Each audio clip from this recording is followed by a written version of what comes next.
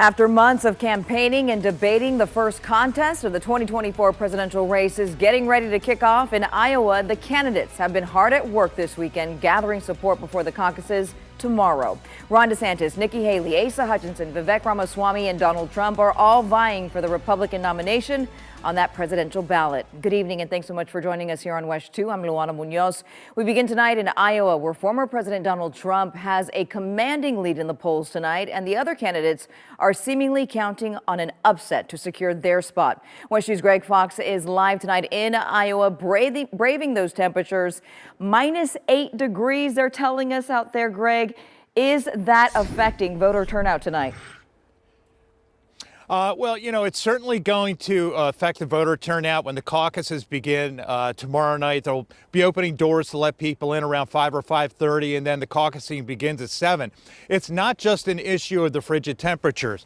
There are still snowy sidewalks all over the Hawkeye State. You've got dangerous driving conditions. We were sliding around all over the road today, just driving within a few miles of downtown Des Moines.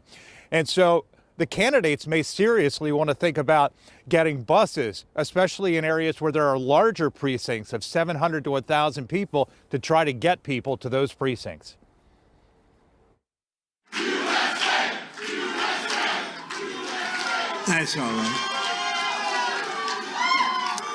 That's why we have America. That's okay. Former President Donald Trump being heckled by some students at his Simpson College rally in Indianola, Iowa Sunday. But he still leads Florida Governor Ron DeSantis and former South Carolina Governor Nikki Haley by wide margins in the final NBC Des Moines Register poll, with the big storyline being DeSantis' drop to third place.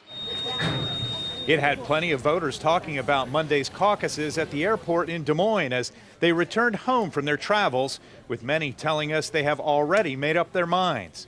Jeff Smuck says he's sold on the former president and not so much on Florida's governor. No, I like him. I just, I've kind of been a Trump supporter, and he's been polling good supposedly, and a lot of people I talk to are all in for him, but it could go a different way. He's a nice guy. While Leland Meth is steering away from DeSantis and voting for Trump, his wife Julie is not so sure. I'm not a Trump fan. Nikki, maybe. Still kind of feeling it out. Not quite sure what way I'm going to go. Joining us on the flight was Brevard County Sheriff Wayne Ivey, who says the governor asked him and others from Florida to help with phone banking and the last-minute push. Governor DeSantis has been incredible for law enforcement in the state of Florida. Has had our backs from the very beginning, and so came up to join him and the team here in the final days before the Iowa caucus. I got a chance to sit down with NBC Meet the Press moderator Kristen Welker about the potential effect record cold temperatures and dangerous road conditions could have on turnout at the caucuses.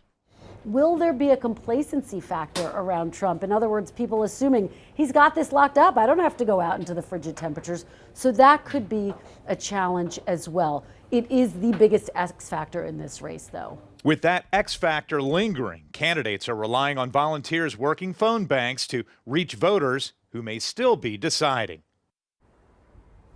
And if you're just tuning into the primary and caucus season, you may be wondering why we're talking so much about the Republican caucuses in Iowa. That's because on the Democrats' side, they decided to have a mail-in ballot that will go from now until March 5th in order to determine the nominee. Of course, President Joe Biden is expecting that he will get that nomination.